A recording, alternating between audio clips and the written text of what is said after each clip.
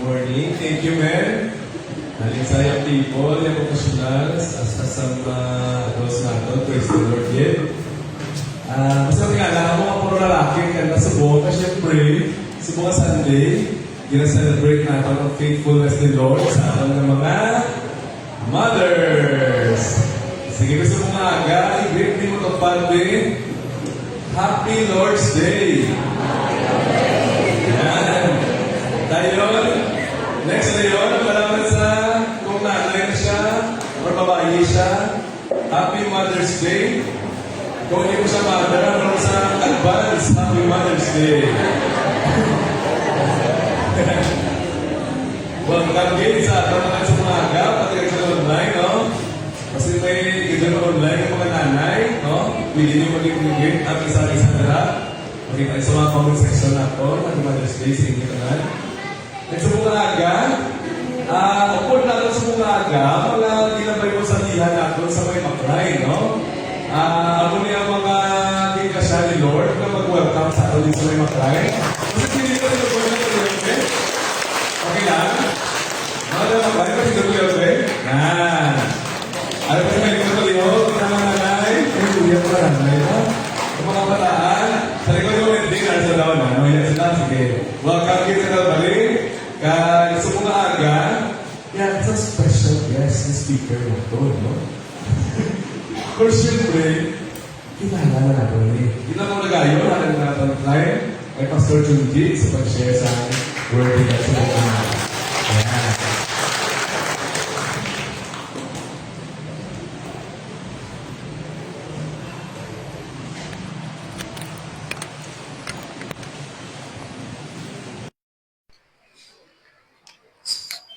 Good morning!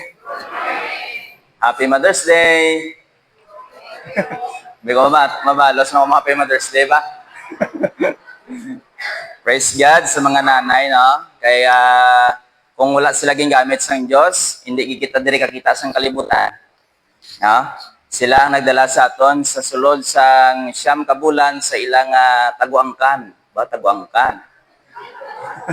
No? Madhalom nga tinaga. Siya ang nag-bit-bit sa aton, kag sang nagwa na kita sining kalibutan, hambas ang nanay ko sa una, nilangaw kag lamok, wala gid may makahapon sa imo, subong masabat-sabat ka na. Nan. So mo ginatanda ako nanay. Nga do mahibi kwa.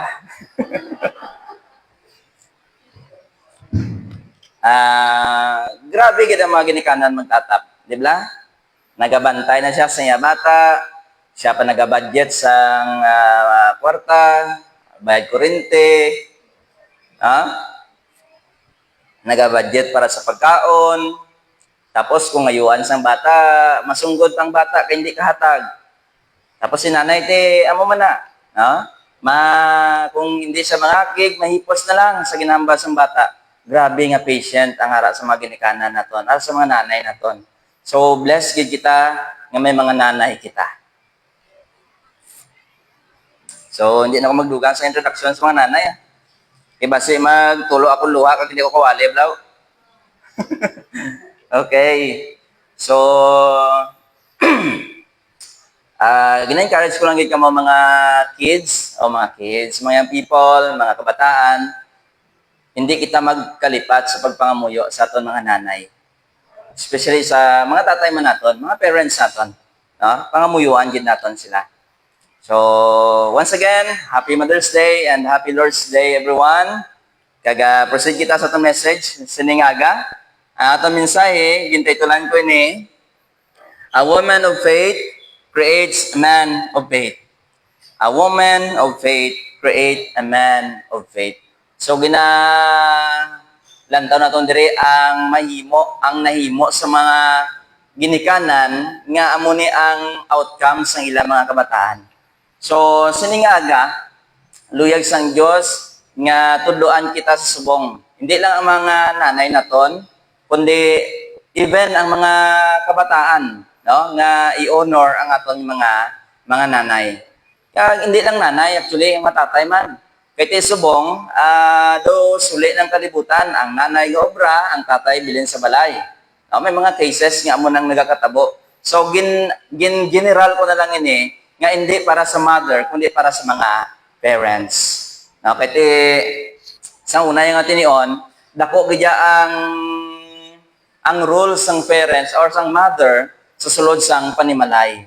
Ang father yate dito siya sa field, sa battlefield or sa palarban, during the Bible time.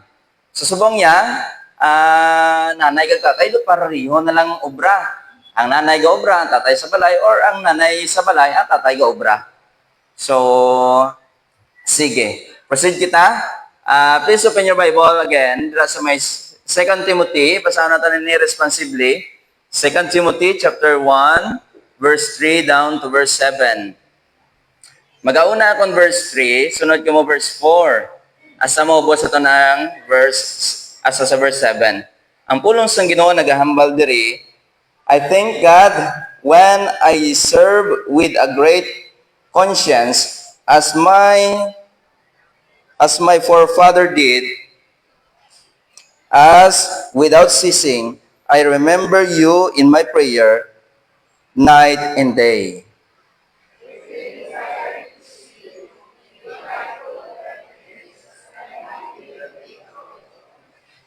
When I call to remembrance the genuine faith that is in you, which dwelt first in your grandmother Lois and your mother Eunice, and I am persuaded is in you also.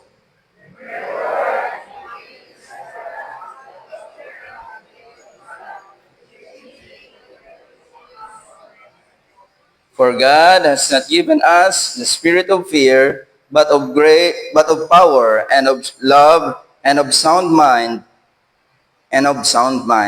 Let us pray. Father God in heaven, Lord, we thank you sa ining adlaw, nga sa gyapon Ginoo ining adlaw, gintugot nimo Ginoo nga maka-experience kami sa imo bugay, kaayo kagatutom sa amon kabuhi. Salamat Ginoo sa kabuhi sa amon mga mother, nga ikaw Ginoo nag-preserve, ikaw Ginoo nag-sustain, kag padayon Ginoo nga nag-bless sa ila, as well as sa amon family. Salamat Ginoo this time nga makabukas kami sa imong pulong to remember Ginoo sang dapat panamon nga pagahimuon, not only as a mother but also as their children. Kabay pa Ginoo nga sa gyapon ikaw ang mayang magpanguna sa amon. In Jesus name, amen. So, kung lang taon naton dire, ang aton ginbasa, may duwa dire ka babayi nga amo ni siya ang luyag sang Dios nga tun-an naton, si Lois kag si Eunice. Kaya ang ilang nga genuine faith tambal ni Apostle Paul nag-create sa kung sino ang pagkilala naton sa kay Timothy. No? Tungod sa pagtuo sa sining duwa ka babayi ini, si Timothy nagsunod sa footstep ni Apostle Paul. No? So kung ang taon naton mga utod sa Ginoo, that and every man's success there is a godly woman behind. Gapati mga mo sina? Nga kada success naton, may mga success kita sa kabuhi, there's a godly woman behind. No? Ina mga halambalanon lang ina, pero may ara na nga kamaturan. Diba? Kag makita man naton na mga example dira sa may Bible. May mga biblical example kita diri nga makita sang mga godly woman agod nga naging successful ang ini nga mga kalalakihan. Una nga makita naton diri si Hannah and Samuel. Biblical example is si Hannah and Samuel. Anong ginhimo ni Hannah? Hannah dedicated Samuel in the service of the Lord. No? Amo na nga si Samuel naging successful siya. Naging isa siya ang naging last judge before mag-enter ang mga kings sa Israel. Siya ang nagpanguna sa mga Israel noon before ang mga kings. Kag siya ang nag-anoint kay King David. Siya ang nag-anoint kay Saul nga maging king sa Israel. Amo na si Samuel. Pero antes sina gindedicate siya ni Hana sa Ginoo. Sa una si Hana wala sing bata. Pero nagpangamuyo siya sa Dios nga nasalaan pa siya ganin nga hubog, no? Nasalaan siya ng hubog ni Eli. Kag suli nagambal siya nga hindi siya hubog. Kundi ka pangamuyo siya sa Dios nga nagatikab-tikab lang yababa. Pero sa tagipusoon niya, grabe na nga pagpanagitlon ni Hana. Grabe na nga ilibion. So, hambal niya, sa uli, kag ginatagan na siya sang Diyos ng bata, wala niya itong kabig nga iya, kundi kinbalik niya sa Ginoo. No? So, lantaw na ton, ang success ni Samuel nang nagdepende siya sa iya nga, or nagalin sa iya nga, ginikanan, kag ginbalik siya sa Ginoo. And ikaduwa dire, makita na ton, si Jochebed kag si Moses. Ang mother ni Moses is si Jochebed. Ang mga Israel noon, excuse me, ang mga Israel noon naara sa Egypt, kag slave sila, ang hari, luyag nga, or si Pharaoh, luyag nga pamatyon ang tanan niya mga bataan, nga nagaedad 2 months old or 2 years old, paidanom. Pamatyon niya. So si Moses, gintago ni Jochebed, gintago niya sa ilabalay, buot-buot na nga bata pala si Moses, niya kada, kung ipanundumo na ito mula, kada agis ng soldado sa pag-check, wala man siya naghibi. Kung naghibi siya, guro, dakpa na to sila. Nami kikabuot man kay Moses. Kag sa uli, doon hindi naging siya matago, ano ginimo? Ginaboy niya sa Nile River. Ginaboy sa Nile River. Kag ina nga Nile River, hambal sa mga naga-comment or mga Bible scholars, base sila pagtuon, damo dira ko ng mga buaya. So si Moses, gin-preserve sing Ginoo yapon. Kag nakita sang bata sang prinsesa, or bata ni Pharaoh, si Moses. Kag dito ang bata ni Pharaoh ang nagpangalan siya nga Moses. Kag dito pa lang na-record sa Bible nga si Moses nagibi. Grabe at yabaw, nga kung pila ka tuig nga wala sa kahibi. Gintipo niya to kag pagwa tanan. No? So, hambal ang yaya, gusto ya ang yaya. Kasi ang prinsesa or bata ni Pharaoh, gusto niya nga i-adapt si Moses nga maging bata niya. Pero, nagakinanglan gyapon sang yaya. So, nagdalaga na niya utod yung si Miriam, kag nagambal nga may kilala ako nga manami magsagod sang bata. Pero atong kilala ni Miriam amo ang iya gyapon nga nanay gyapon ni Moses. So kulang taon na ton, si Moses ang uli sa nagdako gid siya nga na nurture ang iya pangunahuna sa mga pagsulundan sa mga Hudyo, ang hindi sa pagsulundan sa mga Ehiptohanon.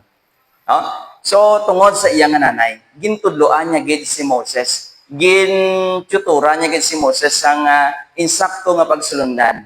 Amo man na bala kung tani, ang luyag sang Dios sa aton, nga ang aton mga kabataan, ang mga kabataan, wala pa man kuya bata, no? Ang mga kabataan, luyag sang Dios, nga matudloan gid sang ila ginikanan, nga kung ano ang palatukuran nga ginahambal sa Biblia.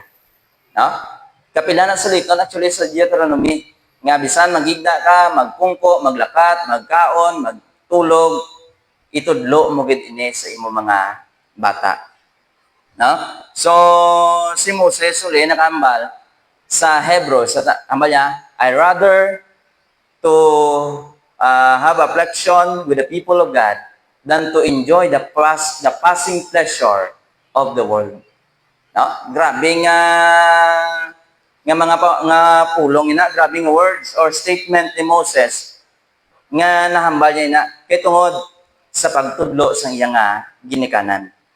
You know what?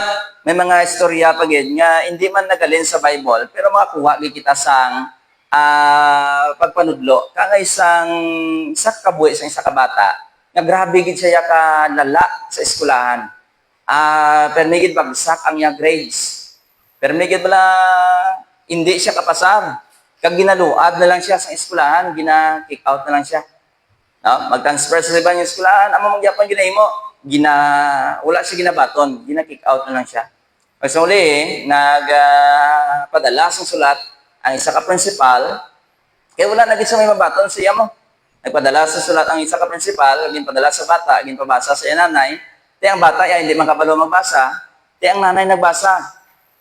Kagang nanay, siyempre nagahilibion or ano nga reaksyon niya kalain.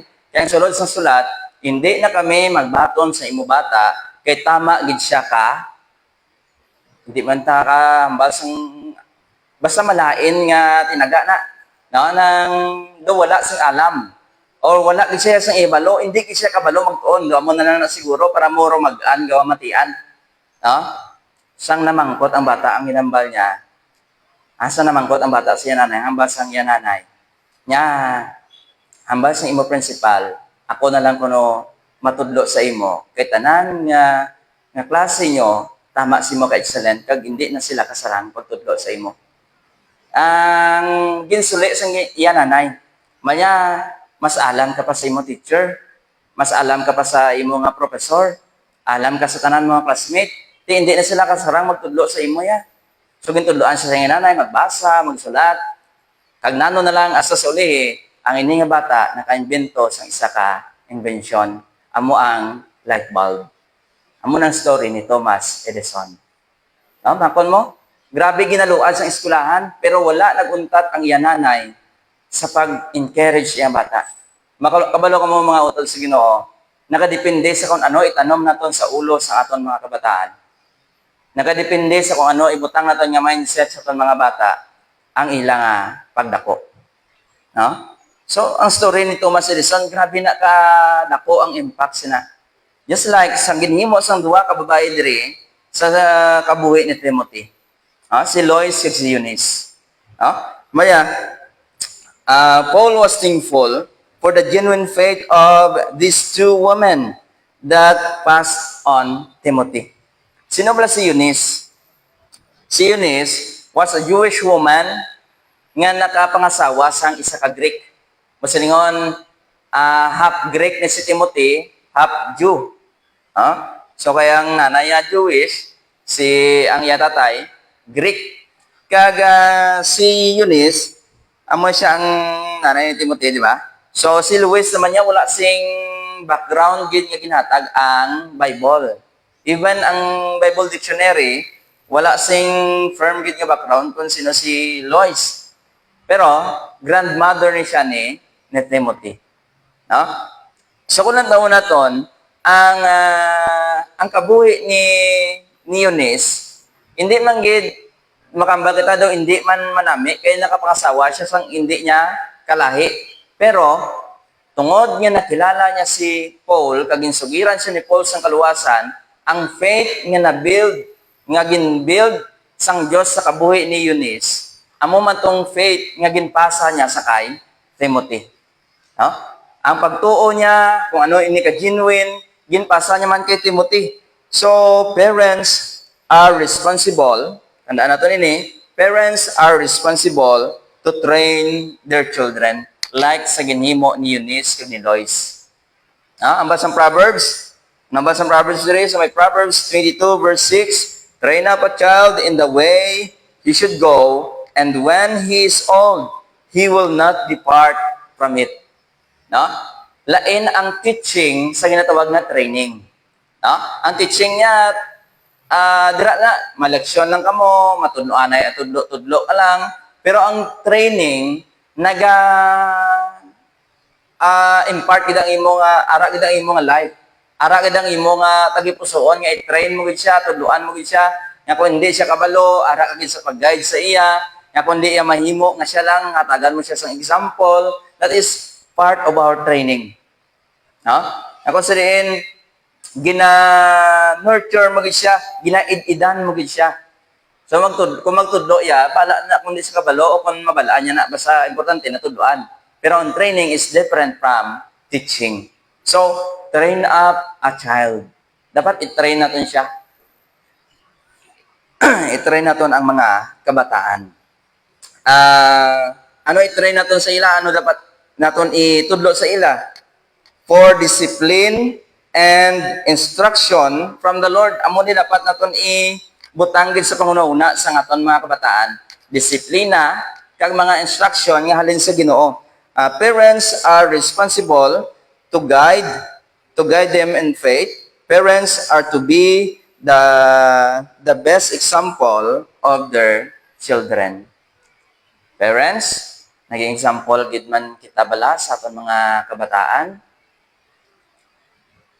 Or mas dako pa ang naging example sang kalibutan sang sa example naton?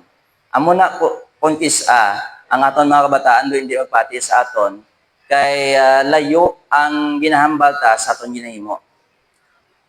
Dumduman ko sa muna sa ginahambal sang akon nga amay, hambal niya hindi niya pagsunda ang akon ginahimo. Kung mag-agi ako sa tuo or mag-agi ako sa wala, sa tuo ko mo yaagi. Basalingon ang iyang point, kung nagabisyo siya, kung nagabisyo siya, hambal niya hindi ka mo yaman.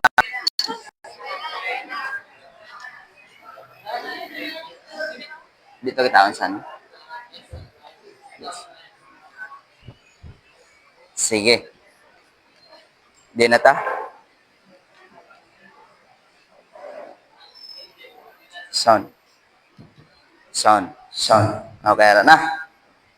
Pa-proceed na lang ta.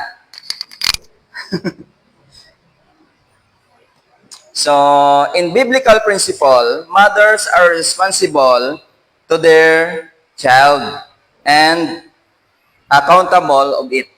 No? Sa Bible, ang mga mother gidyang responsible sa ilang mga ginikanan.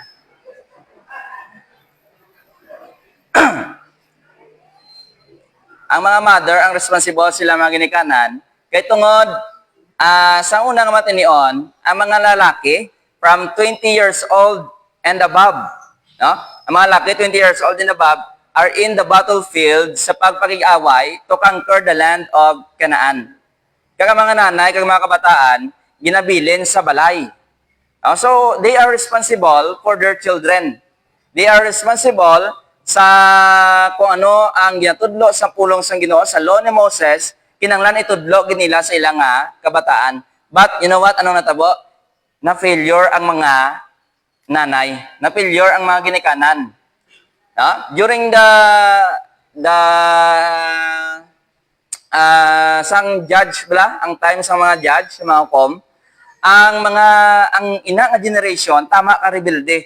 Kay tungod ang basang Bible, wala sila kabalo sang pulong sang Ginoo, sang mga law nga ginambal ni Moses. So sinong basulo naton? Ang mga ginikanan sa first generation nga nagwa sa Egypt. No? Kaya wala nila ginsugid sa ilang mga kabataan, then ang mga kabataan, or wala nila gintuman ang ginambal ni Moses, nga sugiran ang ilang kabataan, in-nurture sa pulong ng Ginoo, then ang next generation nga nagwa, layo ng ilang kabuhi sa pulong sang Ginoo. They are responsible. Hindi naman tumabasa lang mga kalalakihan, kaya they are in the battlefield. No? Nagapagigaway sila agot i-conquer ang land ng Canaan.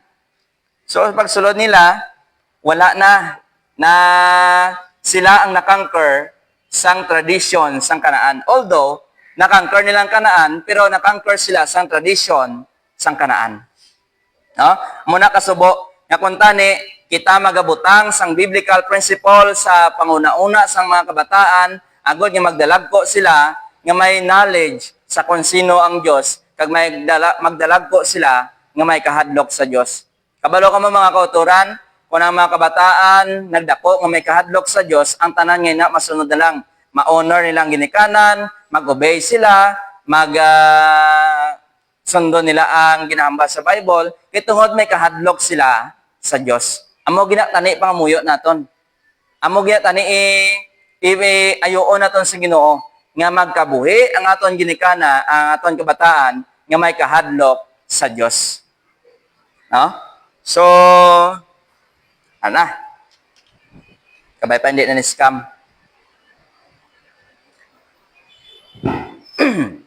The outcome of the child depends on the outwork of the parents.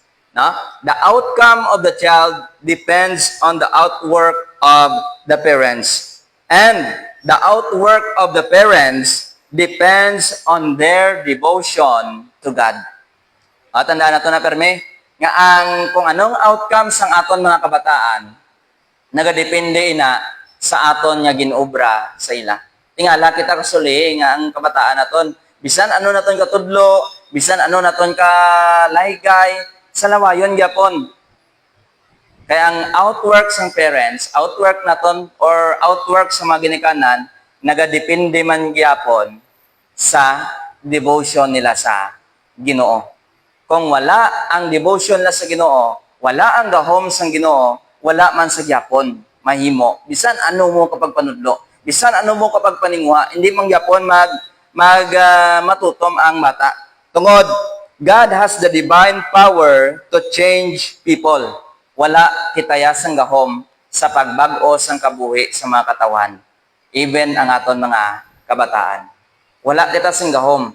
Only God has the power. Amo na gani kinanglanon gid nga may nga i-devote naton self sa Ginoo. Ihatag naton kaugalingon sa Ginoo nga maging dedicated man kita sa Dios, magpalapit man kita sa Dios. So makita naton diri but human has their idea and principle to someone they admire. Pero ang tao nagakuha sang idea and principle sa mga katawhan lang gid nga gina-admire man nila. No? Especially sa ilang ginikanan nga makita nila. Ang mas mabudlay kay mas dako pa ang impact sang world sa impact naton nga mga parents sa aton mga bata. Kinanglan ang testimony naton maging dako ang impact niya sa aton mga kabataan. So makita naton diri, every parents should build biblical principle to their children. Amo ni ang dapat ato nimon, that every parents should build a biblical principle to our children. No? Kag kita nga mga kabataan, kinanglanon gid nga mag-build man sang biblical principle sa aton nga kaugalingon. Kay kung wala sang biblical principle, wala sing foundation, ma-fail gid kita. Hindi gid kita diri nga pagatunan in what area. No? Then nga area kita dapat mag-guide sa aton mga kabataan. No? In what area the parents should be an example and a guide to the children. Number one, in the area of salvation. No? Sa salvation, kinanglanon gid nga kita nga mga ginikanan or kita, ang tanan nga mga ginikanan, kita gid ang mag-salwining sa aton mga bata. Hindi na naton hulaton pa nga ay magdako ipadala ko ni siya sa BBS para matudloan sang pulong sang Ginoo. Ay magdurod ako ipa-intra ko ni siya sa camping para dito siya hindi na pagulata. Bata pa lang, sa tiyan mo pa lang, sugiri na siya sa pulong sang Ginoo. Sa tiyan mo pa lang, istoryahon mo na imo bata, nga kung sa diin, ginatudloan mo siya sa mga memory verse, gakanta ka sa mga Christian song, pamati ka sang wali. Kaya ba sang doktor, di ba ba sa mga medical personnel, nga kung sa tiyan pa lang, naka-intindi na ng bata, nakabati na ng mga bata, nila. Gikinanglan, istoryahon ng mga bata, bisan sa tiyan pa lang. I don't know kung ano yung nakatuod, pero hindi man niya malain kung himuon naton nga sa tiyan pa lang, salwiningon na naton ang bata. No? Wala man sang malain dira, hindi ka man nagro-mahulugan kung salwiningon mo bata mo, di ba? No? So, kinanglanon gid nga kita nga sa mga ginikanan, we are the one nga magasulwin sa aton mga bata. As a parents, nahimo mo ang imo bahin nga wala mo sila pabayan. No? Naging sulwining mo sila. Base pa lang, sa pagsulwining mo, wala man gid sila to nagbatong ang gintano mo hindi naging useless. Bisan dugay pa to nanubo, at least nga mabalaan nila ang pagpalangga sang Dios para sa ila. So kung makita natin dire, the reason why amo ning dapat na mabalaan, the reason why Jesus came and died and rose again. No? May isa ka tawo nga kilala ko nga halin sang gamay pang ilang mga kabataan. Ginasulwining niya, bisan sa tiyan pa lang ginasulwining niya. Kag pag guwat nila sa kalibutan, ang ginimo na example, ginpakita nila sa ilang mga kabataan nga every morning, duwa sila ni mister niya, nagapungko, nagapangamuyo, kag ginaprehan ang ilang mga kabataan. Asa nga nagdalag ko ining mga bata, nga padayon gyapon, nga ginsunod ang footsteps ng ilang mga parents. No? Wala man nila ginhandom nga magpastor ang ilang bata, pero ang bata mismo gintawag sang Ginoo, nagpastor siya. Ang iya nga bata nga isa, ang pinakamagulang, wala man nag-Bible woman, pero nag-engineer siya. Pero wala yagin, wala siya nag-graduate siya engineer, pasado sa board exam, pero wala siya nag-engineer. Nag-pastor's wife siya. Ang isa teacher, sige teach niya, sige serve niya yapon sa church, sige yapon ang ministry yapon wala na untat sa iya. Pero wala siya nag-Bible woman, teacher siya. No?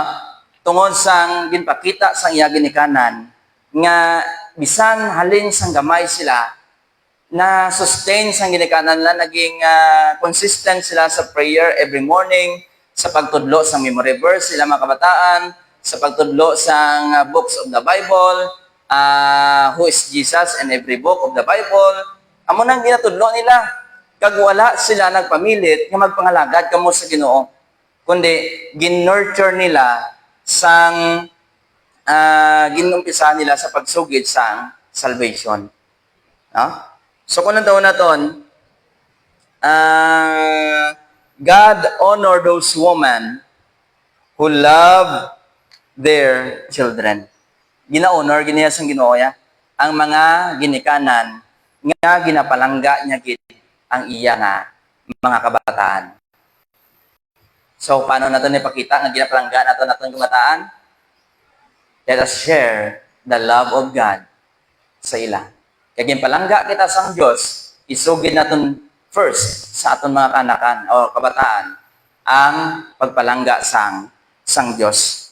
So, the reason young people find it hard to come to the Lord is that their parents, no?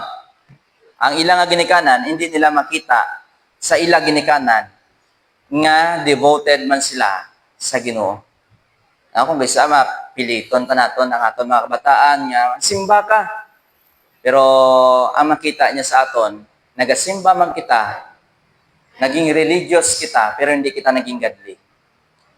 No? Kung isa makita na lang sa mga kabataan nga religious kita kayo, devoted kita sa aton religion, pero hindi kita devoted sa aton Diyos. Kung isa nagasimba kita tungod baptist kita, kita nagasimba tungod may Diyos kita sa aton kabuhi. Ilan taon na to, i-check na to natin gagulingon, basi pag naupo di karon, kigan ko sa mga ginikanan daw. Pero i-check na to natin gagulingon, kung bala, ang pagatubang naton sa Ginoo, ano ang nagamotivate sa aton? Tungod bala may Dios kita sa kabuhi, tungod bala ginluwas kita, o kung tungod nga religion naton amo ni. Utod sa Ginoo, tandaan naton perme, hindi ang religion ang makaluwas sa aton, kundi ang relasyon naton sa Ginoo. Amo na kinanglanon gid nga ang aton bata matudloan gid sang relasyon niya sa Dios. Ang relasyon niya sa Dios, no? So, many people claim to be a Christian, but living not appropriate to their claims. Naghahambal ng Christian man, pero ang kabuhi, hindi man Christian. Kung Domingo, arat simbahan, do mga santos gid, dila? Pag abot sa Lunes at sa Sabado, lain na. No? So, layo sa mga claims. We don't have the power to save, but we have the opportunity to share and example that they can follow. Tanda nato na ni mga parents, wala kita sang gahom sa pagluwas iya sa ila, pero dako-dako nga oportunidad ang may ara sa aton. Nga masugiran sila sang kaluwasan, kag makahatag kita sang dako nga example nga sundon nila. Si Paul, kung makita natin diri ang gamit niya, nagapasalamat siya sa kay Eunice ug kay Luis tungod sa ilang genuine faith. Nya ba? Paul honor those two women for their dedication for God and following God's will. No? Grabe nga dedication nila nga para sa Ginoo ang ilang ginahimo, and then nagasunod sila sa kabubuton sang Ginoo kag ginpasa nila to tanan sa kay Timothy. Kung ano ang ilang pagtuo, ginpasa nila sa kay Timothy. Kag kung anong pagkilala naton sa kay Timothy sa pag-minister niya upod sa kay Apostle Paul, tungod ina sa kay Luis, sa kay Lois kag kay Eunice. No? So makita naton diri, God honor those woman who loves their children the biblical way to reciprocate the mother's love. Ano bala ang mahimo naton nga mga kabataan? Agud nga mabalusan naton ang pagpalangga sang aton nga mga nanay. May mga verses diri sa Bible nagatudlo gid sang dapat naton himuon. Kag maybe wala naton ini mahimo, kag pwede gid nga sa sini nga adlaw start naton ini nga himuon. No? Makita naton ini sa may Exodus 20:12. Ano ang balde sa pulong sa Ginoo? Honor your father and your mother, that your days may be long upon the land which the Lord your God is giving you. Sa Old Testament na, ang word dira nga mahimo naton is to honor your mother and your father. Kung palangga mo imo nanay, you must honor them. Kinanglanon gid kag himuon mo gid nga i-honor sila. Amo lang na ang basang pulong sa Ginoo, amo na ang isa ka way nga mapakita mo nga palangga mo man ang imo ginikanan. Ang pag-honor sa ila. Sa mga command nila, i-honor mo. Sa mga desisyon nila para sa imo, i-honor mo. Kay under ka pa sa ila nga mga responsibilidad. I-honor mo gid sila. No? Agud ipakita nga palangga mo ang imo nga ginikanan. No? So, sabi nyo, para sa parents, ang mensahe natin sa bong, para man sa mga kabataan, nga kung palangga mo sila, we need to honor them. Ano ba ginamba sa Ephesians chapter 6? Ephesians chapter 6, verse 1 to 3. Children, very familiar na eh. Children, obey your parents in the Lord, for this is right. So ano mo na to? Not only to honor them, but to obey them. Damo sa mga kabataan nga even Christian naga-disobey sa ilang mga ginikanan. Nagapakita na nga wala ka nagapalangga sa imo ginikanan. Kag hindi lang ina, wala ka man nagapalangga sa nagsulat sang Ephesians 6:1. Amo ang Dios. Kaya amo na yung iyang command. Ang malire sa Ephesians 6:2, malya, honor your father and your mother, which is the first commandments with promise. Not only to honor, ara gidyapo ng obey, ara gidyapo ng honor, which is the first commandments with promise. Naman sa verse 3, that it may be well with you, and you may live long to the earth. No? So mga children, mga kumpalangga ninyo ginikanan, honor and obey. Kaya mo niyang commandments ng Diyos. Hindi lang nga ginapakita mo nga palangga mo imo ginikanan, kundi ginapakita mo man nga palangga mo ang Diyos nga nag-command sini. No? Palangga kita sa ginikanan ta. Ang tanan nga ginasugo sa aton, ang tanan nga ginabawal sa aton para na sa aton. Kikabalo sila kung ano ang mas maayo para sa aton. Mula galing, katungod sa pagkatigasing ulo naton, pagkasalawayo naton, do pa matyaga naton kontra para sa aton. Pero, ang pulong sa Ginoo nagalaygay gid nga kung gusto mo magnami ang imo kabuhi sa sining kalibutan, you need to honor and to obey your parents. No? Tanan ginimo nila. Kung hindi ka guro nila palangga, basi kung ikaduwa mo palang kabulan, wala ka na. Basi kung nahulog ka na. Pero mako mga pagdala nila sa aton, sa sulod sa siyam kabulan, grabe nga kasakit sa ilang atyan, grabe nga pagantos sila sa ilang balikawang, at iban gani natubuan pa sa mga ugat-ugat sa batiis. Agod nga daloon ka lang. Tapos amo pa ning ibalos mo. Amo pa ning ibalos naton. Pasaway pa kita, mangakig pa kita sa tunanay. Kung hindi ta pagisugtan, sunggod pa kita. Hambas ang Bible, we need to honor and to obey our parents. Kay gitanan na ginimo nila para sa aton. Tungod palangga kita nila. So, if we love our children, sa mga parents naman, if we love our children, we need to share the love of God to them. No? So, ikadua, not only salvation, ikadua, scripture. Amo ning area, pagit nga magaguide, i-guide nato naton children, not only sa salvation, kundi sa scripture, sa pulong gid sang Ginoo, sa Bible gid. We need to build our lives in the scripture to be a guiding principle for our children. Kinanglanan gid nga aton kabuhi nagatindog kita sa prinsipyo nga itudlo sang Bible. Kinanglanon gid nga nagakabuhi kita sa kung ano ang ginahambal sa Bible. No? No, may mga promise ng Diyos sa general. Pero may mga promise man ang Diyos diri sa Bible na specific. Hindi natin pagkikwaon ang mga specific. Kanay singin promises sa kay Abraham. No? Hindi niya para sa aton. Kundi may mga promise, damo da sang promises ang Ginoo nga para sa tanan. Kag amo na kun tani ikabuhi man naton nga mga katawan. For example, sa mga promises ng Ginoo, nga kung magpangabudlay kita, our labor is not in vain. Magpangabudlay kita sa Ginoo, our labor is not in vain. Kag kung mawadaan kita, my God shall supply all our needs according to His riches and glory with Christ Jesus. May mga promesa ang Ginoo nga pwede kita natin i-claim, kag pwede natin ikabuhi, agod nga maging example sa aton mga kabataan.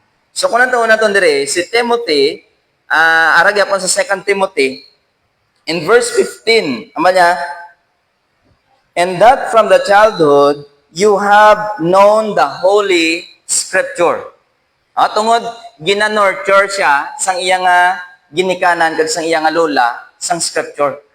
And that from the childhood, halin pa sa gamay-gamay pa si Timothy, kabalo na siya sang Scripture tungod amo ni ang ginatudlo kag sang iya lola kag nanay sa iya. And which are also to make you wise for salvation through faith which is in Christ Jesus. Di ba? So, utod sa Ginoo, mga nanay, mga parents, kinanglanon gid unahan naton sa aton kabuhi nga mag-build kita sang biblical principle sa aton life agod nga masunod sa aton mga kabataan. No? So, the scripture is necessary not only for the believers, but also for the non-believers. Tama din niya kinanglanon gid.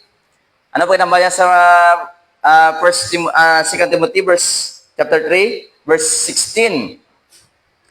All scripture is given by inspiration of God and is profitable for doctrine, for reproof, for correction, for instruction in righteousness.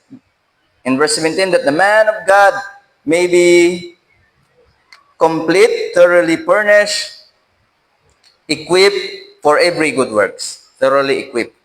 So, kung makita natin dire, amo ni ang gintudlo sang iyang nga mga nanay kag lola, mga nanay. Sa sining mga kababaihan, sang nanay niya kag lola, nga ang Bible ko no, the scripture tells us what is right. No, amo nang doctrine nagatudlo sa ton sang what is right, what is not right. Amo na ang reproof and how to get right. Amo na ang correction and how to stay right. Amo na ang instruction. So kung nataon na to sa Ginoo, ang Bible is complete na gid niya. Agod nga maging matarong ang aton kabuhi. Hindi lang sa tubangan sang Dios, kundi sa tubangan man sa mga tao. Kompleto na ang Bible. No? Kompleto ng Bible. So, kinanglan na natin ma-build ang aton life in biblical principle. Kung makita natin dire, this woman did not neglect the teaching of the scripture to Timothy. Wala sila yan nagkalipat gid nga tudloan si Timothy kay tungod ano gani? Tanda natin permi, the outcome of a child depends on the outwork of the parents, and the outwork of the parents depends on their devotion to God. Tandaan natin na permi. Nga sa outwork, nakadepende tanan sa aton devotion sa Ginoo.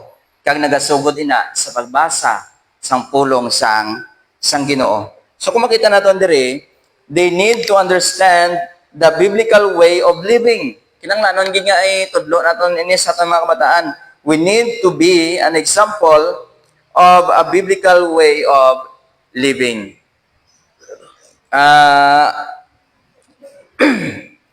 We need to do kung kabalo ka mo sang tawag na shepherd and sheep principle. Doon na batian ko to gina sa choir. She's like a shepherd. Kung kabalo ka mo sang principle sang shepherd and sheep, may prinsipyo na sila mo. Kaya kung ikaw isa ka shepherd, ang ginaobra mo, sa kanamudamo sang karniro dira, tanan na sila, pangutuhan mo gina. Kaya magpanghinguto sa sheep, hindi mo na siya pwede nga hindi pag-ihag. Kinanglan, gapanghinguto kasi ginahag mo gina. So, matabo, ang baho sang karnero, maging baho mo man. Amo ning principle. Na kung ano ang kabuhi mo, punta ni amo man ang kabuhi sa imo nga kabataan. Amo na gani ang balala na sa konti ko may baby ka, ano gusto mo, tawgon niya lang niya, i-junior mo. Ako, hindi ko pag junior. Una nga rason, budlayan siya mag-spelling sa iyang anan. Kaya ako sa una, budlayan gid kong spelling anan ko. Ikaduwa nga rason, kung magtinunto siya sa pagdako, dalahig akong nganan. La? Kaya iti, ay, si Junje ito nangawat. Pastor Junje? Hindi ang bata yan. Di ba? Delikado. Amo nang shepherd and sheep principle. Nga kung anong kabuhi sang bata, naga-reflect sa ginikanan. Di ba? For example, may nakita ka sa sang building sa Iloilo. Makambaga, ay, sino man nag-ubra sang building? Kiwi-kiwi man naman. Sino ang balikan? Ang engineer. Di ba? Hindi niya pagbalikan ang nag-ubra sina. Kung sino man ang engineer diya man. Amo man ang principle. Kung ang aton kabuhi, kalain as a Christian, ang aton simoni kalain as a Christian, naga-reflect na sa aton nga Dios. Especially, kung aton family, kalain, naga-reflect yapon sa Dios.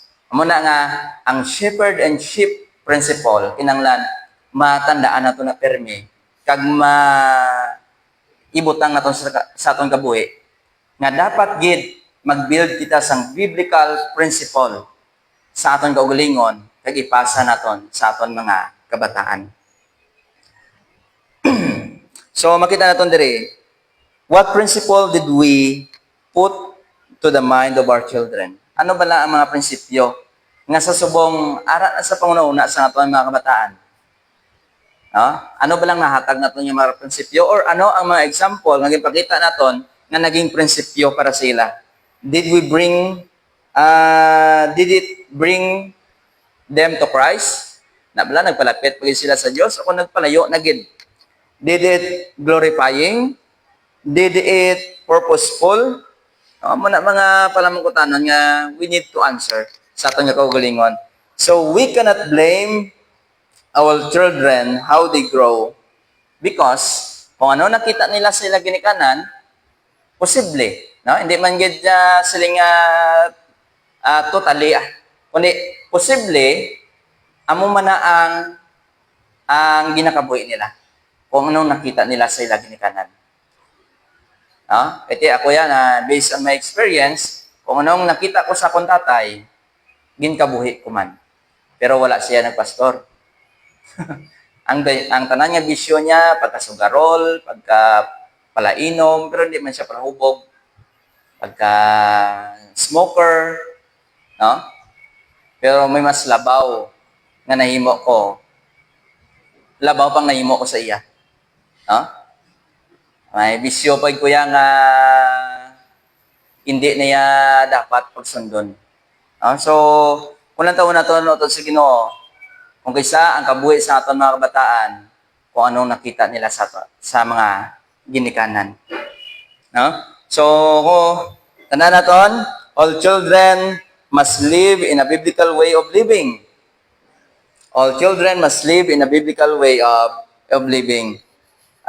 Children, obey your parents in the Lord, for this is right. Honor your mother and your father, that it may be well with you.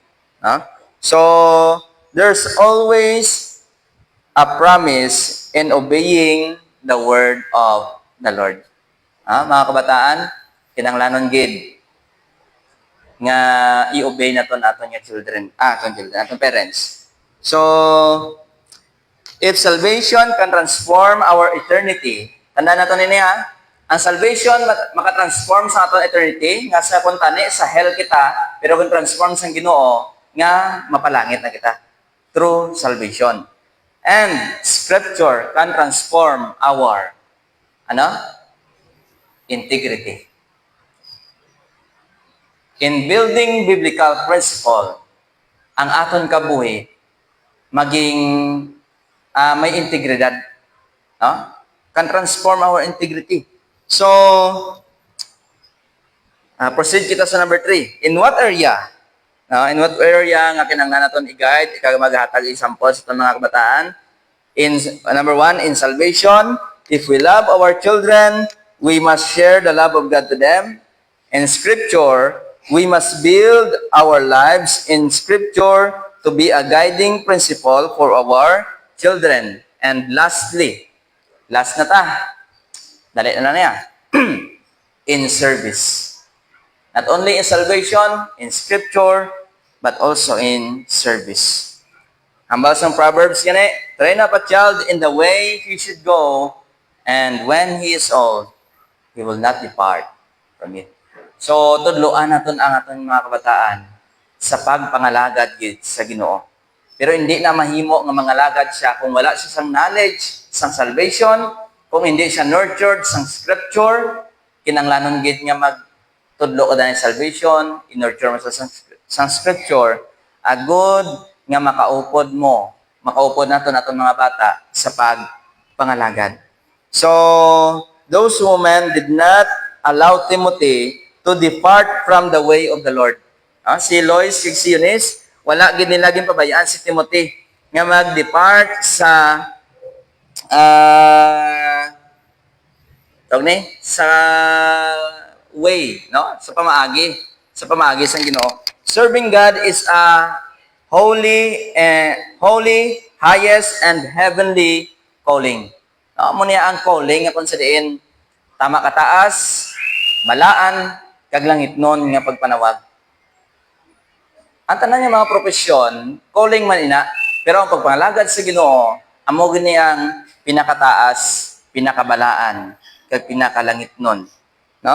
So, ang service, it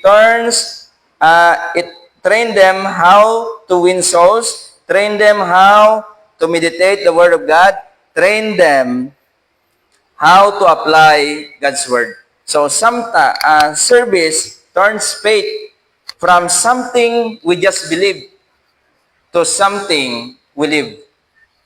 Muna yung service. It turns faith from something we just believe. Nga kung sa diyan, ginapatihan lang naton, pero nagiging ginakabuhi na naton. Amo na ang pag-apply sang pulong sang Ginoo. Amo na yung pag-apply sa mga Word of God nga aton ginpang tunan. That is service. So it begins, it brings heavenly reality to earth. No? Nagapakita ini sang langit diri sa duta ang pagpangalagad. So if salvation can transform our integrity, Scripture can transform, if salvation can transform our eternity, Scripture can transform our integrity, then service can transform our community. Tandaan nato nini, nga kung tanan-tanan kita mag-serve gid sa Ginoo, kung tanan-tanan kita kilalahon gid ang Dios, kilalagaron gid ang Dios, ang bugos nga community diri sa McLean, sa Kalingaw, panigurado gid nga posible nga magbag-o. No? Even ma-reach out naton ang mga tama ka lulong ng mga tao. Mabag-o gid naton ang community if we serve. So, if in salvation, tandaan natin perme, in salvation, if we love our children, we need to share the love of God to them. In Scripture, ano basa natin? We must build our lives in Scripture to be a guiding principle for our children. In service turns faith from something we just believe to something we live. So, arin kita, conclude na ni. In conclusion, salvation change destination. Ang salvation, nag-change sa aton destination, sa destination sa aton children. Scripture change mindset. Ang Scripture nag-change sa mindset, and service change our impact. So, tandaan natin perni utod sa Ginoo, as I end this message, amo ni ipabiling ko sa inyo sining adlaw. The outcome of a child depends on the outwork of the parents, and the outwork of the parents depends on their devotion to God. Amay namon kag Dios nga balaan, salamat gid. Salamat gid sa imong pulong ang gintudlo sa among Ginoo. Sa amon nga mga kabataan, ug sa amon mga ginikanan. Salamat sa life nila ni Timothy, ni Lois, ni Eunice. Ako sa diin Ginoo gin sulat mo diri sa Biblia. Kag sa gyapon Ginoo naging sulundan namon. Kaga ikaw Ginoong Dios ang padayon nga maga-bless kada isa sa amon. Padayon Ginoo nga magalayggay sa amon. Padayon Ginoo nga magapanguna sa amon kabuhi. Bless ning pulong nimo kabay pag Ginoo nga magpabilin gid ni sa amon dagiti pusoon. Inatugyan namon si imong tanan na pasalamatan sa ngalan Jesus. Amen. Mayong aga liwat sa tanan.